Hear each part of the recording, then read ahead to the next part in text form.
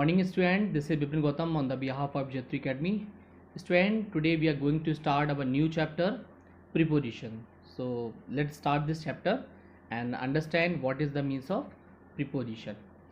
So students, a preposition is a word which expresses a relationship of a noun और a pronoun to other words of the sentence.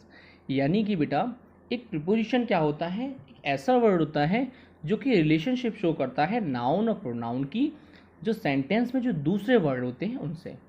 अगर हम लोग एक basically अगर हम लोग इस बात को बोलें तो ये प्रिपोजिशन क्या होता है, तो हम लोग सिंपली इसे बोल सकते हैं कि प्रिपोजिशन एक ऐसे वर्ड होते हैं जो हम लोग नाउन और प्रोनाउन से पहले यूज़ करते हैं.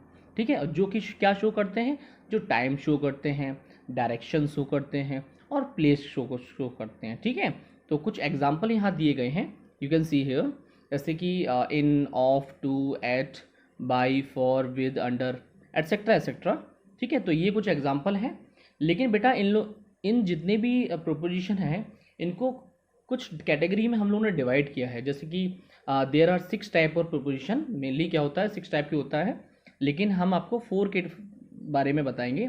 The first one is preposition for time, second one is preposition for place, third preposition for direction, fourth preposition for agent. तो one by one we will discuss this. तो first की बात करते हैं, प्रिपोजिशन फॉर टाइम क्या होता है समझते हैं. You can see here preposition time में कौन कौन सी प्रिपोजिशन आती है, जैसे कि एट, ऑन, इन. ठीक है, तो कहाँ यूज़ करते हैं नॉर्मली इसे हम लोग आज जानते हैं. आप लोगों को फर्स्ट में दिखाई देगा इन की बात करते हैं. इन जो प्रिपोजिशन है उसको हम लोग कहाँ यूज़ कर सकते हैं, जैसे कि कभी भी जब मंथ के बारे में बात होती है और ईयर्स के बारे में बात होती है तो हम लोग यूज़ करते हैं. जैसे मार्च क्या है, एक मंथ का नाम है, तो उससे पहले हम लोग इन यूज़ कर दिया. 2005 क्या है, एक ईयर का नाम है, उससे पहले इन यूज़ कर दिया. ठीक है, अब सेकेंड पॉइंट आपको दिख रहा है, particular time of a day और अ मंथ और एन ईयर. यानी कि कोई पर्टिकुलर टाइम, यानी कोई पर्टिकुलर डे और एक पर्टिकुलर मंथ हो सकता है, पर्टिकुलर ईयर भी हो सकता है.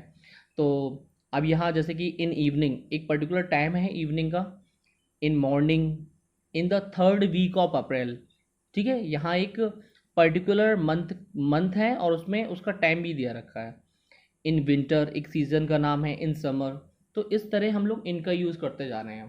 ठीक है, अब थर्ड आपका पॉइंट दिखाई दे रहा होगा, अ सेंचुरी और a specific time in past और future.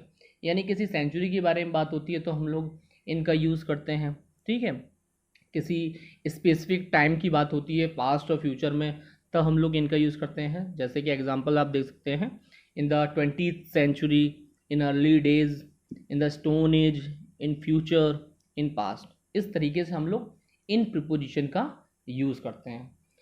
Now we will continue. The second one is on. On का यूज़ कहाँ होता है, तो जब किसी डे के बारे में बात होती है, जैसे Sunday, Monday, Tuesday, Wednesday, Thursday, Friday, Saturday, Sunday. तो जब कभी भी डे की बात हो रही है तो वहाँ हम लोग क्या यूज़ करते हैं, उससे पहले हम लोग ऑन का यूज़ करते हैं. जैसे on Sunday, on Monday, on Thursday, on Friday, इस तरीके से.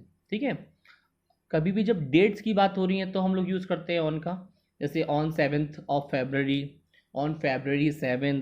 ठीक है, इस तरीके से भी हम लोग यूज़ कर सकते हैं ऑन का. और थर्ड आपको दिखाई दे रहा होगा पर्टिकुलर डेज. किसी भी पर्टिकुलर डे के लिए एक विशेष जो दिन होता है उसके लिए, जैसे कि on my birthday, on independence day. ठीक है ना, इस तरीके से on my the first day of my job. ठीक है, इस तरीके से भी हम लोग यूज़ कर सकते हैं. यानी कि वो डे जो होता है एक पर्टिकुलर डे होता है आपका, एक विशेष दिन होता है. और तो now we will continue. The third one is at. At preposition को हम लोग कहाँ यूज़ करते हैं, ये तो बहुत ईजी है. जब टाइम ऑफ अ क्लॉक, जब घड़ी के बारे में जब बात हो रही है ना, और जब घड़ी का जब टाइम बताया जाता है तो हम लोग एट का यूज़ करते हैं. जैसे कि एट 3 o'clock, बहुत ईजी है ये तो. एट 4:20 PM, तो ये तो आप नॉर्मली यूज़ भी करते होंगे सेंटेंस में अपने घर पे. ठीक है, तो ये तो बहुत ईजी है. Second one is short and precise time. Short और प्रिसाइज टाइम के लिए यूज़ करते हैं, वहाँ भी यूज़ कर सकते हैं, जैसे at night, at sunset, at noon, at lunch time, at the moment, at bed time. तो ये जो 3 थे ये प्रिपोजिशन ऑफ टाइम के बारे में थे. कुछ और भी एग्जाम्पल हम लोग देख लेते हैं आगे। जैसे कि यहाँ फर्स्ट आपको दिखाई दे रहा होगा, शी वॉज बोर्न इन 1986। अब यहाँ इन प्रिपोजिशन यूज़ हो गया, आप देख सकते हैं यहाँ इन यूज़ हो गया। अब यहाँ इन जो यूज़ हुआ है वो क्या बता रहा है कि एक पर्टिकुलर एक ईयर के बारे में बता रहा है। मैंने आपसे बताया था जब ईयर की बात होती है तो वहाँ इन का यूज़ करते हैं। हिज फादर डाइड इन 2005, यहाँ भी एक ईयर की बात हो रही है, इन यूज़ कर दिया। थर्ड वन आप दिखाई दे रहे होगा, आपको देख सकते हैं, I was very happy on the first day of my job. यहाँ देखो एक पर्टिकुलर डे के बारे में बात हो रही है, तो मैंने बोला था ना on the independence day, on my birthday, तो यहाँ भी हम लोगों ने ऑन यूज़ कर दिया क्योंकि यहाँ एक पर्टिकुलर डे की बात हो रही है। We want to see glacier in the summer, summer की बात हो रही है, एक सीज़न की बात हो रही है, तो वहाँ भी हम लोगों ने इनका यूज़ कर दिया। The party will start at 8 PM।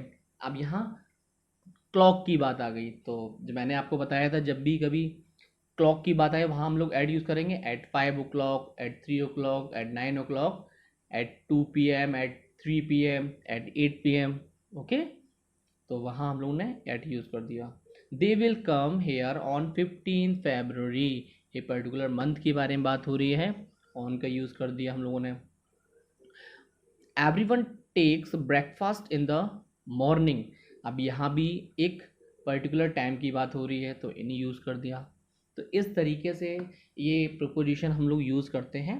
तो आज हम लोगों ने बात की प्रिपोजिशन और टाइम की। I think you all are understand this. Is there any problem related to this topic, you can ask me. Okay, thank you so much students.